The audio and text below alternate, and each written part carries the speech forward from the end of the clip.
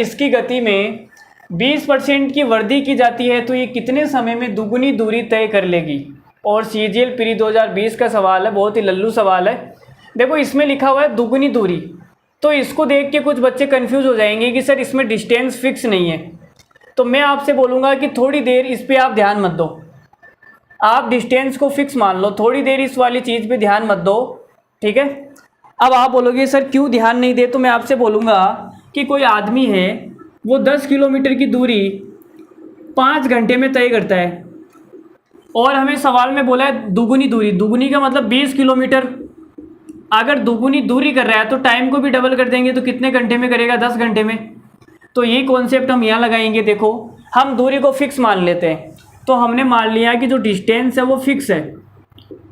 Distance क्या है भाई साहब, डिस्टेंस है फिक्स्ड।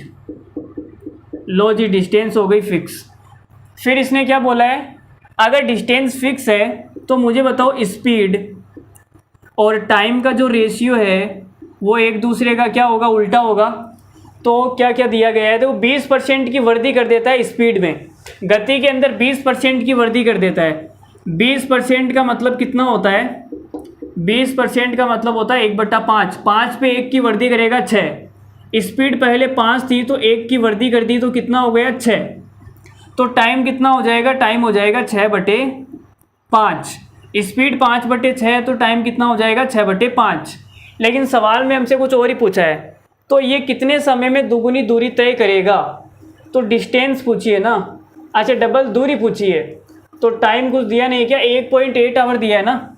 1.8 आवर में 144 किलोमीटर की दूरी तय कर सकती है। जब इसकी गति में 20% की वृद्धि की जाती है तो ये कितने समय में दुगुनी दूरी तय कर लेगी।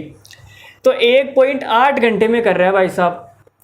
पहले इसको कितना टाइम लगता था, पहले इसको टाइम लगता था 6, लेकिन इसने 20% अपनी गति में वृद्धि कर दी तो अब टाइम कितना लग रहा है 5।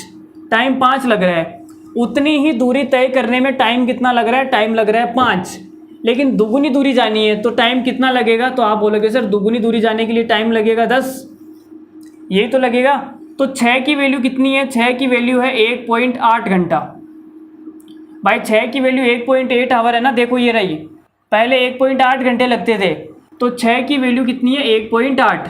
तो यहाँ से आप 1 की निकाल लो, 1 की कितनी आएगी, तो आप बोलोगे सर 1.8 में 6 का भाग कर दो, कितना आएगा 0.3।